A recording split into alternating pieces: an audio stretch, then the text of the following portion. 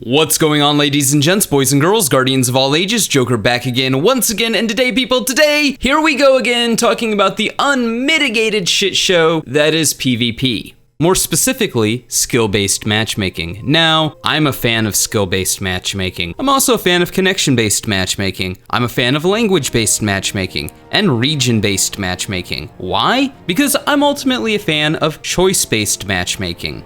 So, because every video is somebody's first and not everybody plays PvP, for those of you who do not know, most, meaning all but one, of Destiny 2's current Crucible playlist are matched based on skill. The upside of this is, for the lower skilled players, it leads to more balanced matches. And lower skilled players aren't routinely getting curb stomped by higher skill players game after game. The downside to this, of course, is for better players. Not only does the skill bracket narrow, so you wind up playing a lot of the same people over and over and over and over again ad nauseum, but connections get worse and cheating becomes more common. And let's be real, let's be honest. First, you don't have to be the greatest player in the world, just average or above, to really start feeling the narrowing of the skill bracket. Second, this kind of exacerbates the meta. Let me pose this question. What incentive does a player have, outside of just wanting to do it, to not play a hunter, to not play a one-eyed masked titan with recluse and mountaintop and truth or wardcliff coil, if everybody is playing the game in their skill bracket like they've got a gun to their head and $5,000 of prize money on the line? When you know that every game is going to be played like that, then that's how you play every game. So it creates this sort of self-perpetuating cycle that people get sick of, because you have to play the meta because everybody else is playing the meta, because you're stuck in this skill bracket where everybody's playing the meta because everybody else is playing the meta, so it's just playing the meta to play the meta, because you have to play the meta when you play the meta. Yo dog, I heard you like the meta. So what this does is highlight kind of the worst aspects of the meta. And it's always funny to me because there's always something worse, we just haven't discovered it yet because we haven't been forced to. Look at Arantel. Arantel's been virtually in the same spot it's been since year one, day one, but now suddenly it's a problem. And I might agree with the oversaturation argument if it wasn't for the fact that the one from Collections is basically almost a god roll already, it's just missing one perk. But with the nerfing to a lot of things in that mid to close range where Arantel dominates, it's really exacerbated the problem. And people learned with certain roles, you basically have a sniper. But this is how this Arantel class of fusion rifle has functioned since Destiny 1, with a couple of key exceptions. One, it's now hit scan. Two, it's a 900 charge rate instead of a 1000.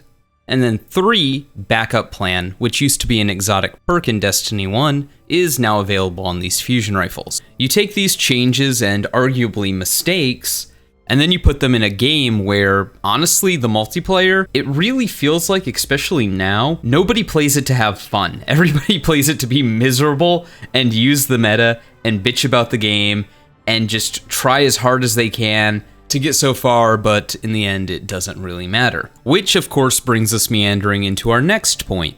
It doesn't matter if you're the best player in the world or the worst player in the world. If you're that hunter who's constantly, I'm gonna jump 87 times during this engagement, dodge roll 53 times, and then turn around and last word and then Mary Poppins my ass out of here, I'm gonna go ahead and assume that you're eventually gonna get tired of doing that and get burnt out doing it. Nobody wants to play at a 10 all the time. And the same thing goes for lower skilled players as well. Yeah, you know what? The only way you can get better is by playing better people than you. At the same time, however, it's still a fucking game. Sometimes you just want to relax. And while lower skill players may have a larger pool to pick from, they're still playing people on their level. They're still playing at that 10 all the time. It's just a lower intensity. And then we get to our next and probably biggest issue with skill-based matchmaking: the quality of the matchmaking. When a game prioritizes skill-based matchmaking over connection-based matchmaking in a peer-to-peer game, it really doesn't matter how bad you are or how big your skill pool is. You're still going to get bad matchups, where the game just lags. And I'm sure I don't need to explain to anyone who's played more than 2 games of PvP just how bad hit registration or detection can be. Now add a matchmaking system that prioritizes skill over connection, and as you get better, imagine how much worse that actually gets. And so average players, to above average players, to even pro players, are all dealing with different versions of the games always being super highly competitive and intense, on top of lag. It may not happen every game, but the higher your skill bracket is, the more it will. And yet the eternal debate marches on and on and on ever forward. How should Bungie curate matchmaking? Should it be skill-based? Or should it be connection-based? I propose neither. I propose, as I have time and time before, that Bungie allows each individual player to set their own matchmaking preferences. And come on, it's not like Bungie as a company has never done this before. Halo 2, Halo 3, Halo Reach, with Reach having one of the largest selections of matchmaking options. On top of that, since Halo 2 up until now, Halo has always offered different playlist options. Skill-based matchmaking versus connection-based matchmaking, or ranked versus social. The only downside to the ranked and social playlist model over Bungie's current one is that when a game's population starts to die off, as it inevitably does, the quality of matches disintegrate. To avoid this inevitability, Bungie adopted a more Overwatch-style system, where you only have a couple of playlists. In Destiny's case, they're all, with the exception of one playlist, curated the same way, which actually makes no sense when you think about it. For example, why am I playing ranked in every playlist but one, and not earning glory points? Like, so I have the ranked experience, but I don't have the ranked benefits?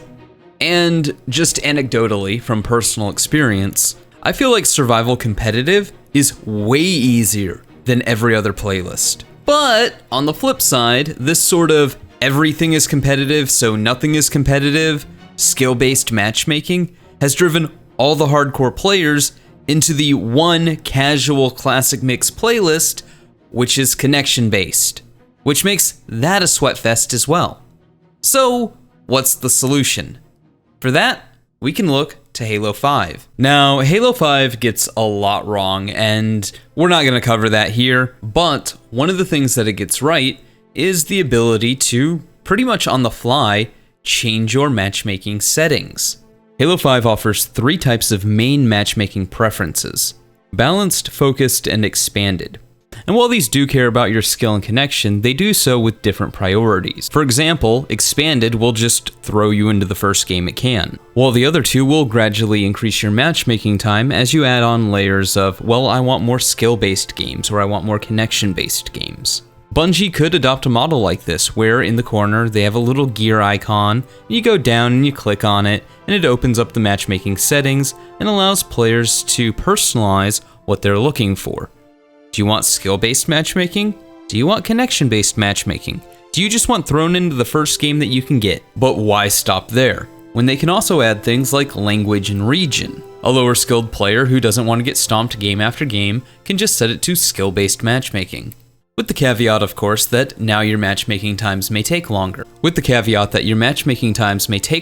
get a better match. And skilled players, somebody who doesn't want to match the same 5 people over and over and over again, can choose connection-based matchmaking. This puts the choice in the player's hands. But why just stop at normal matchmaking? Why not introduce this to ranked matchmaking? Why not have 2 separate sections, one for normal matchmaking and one for ranked matchmaking?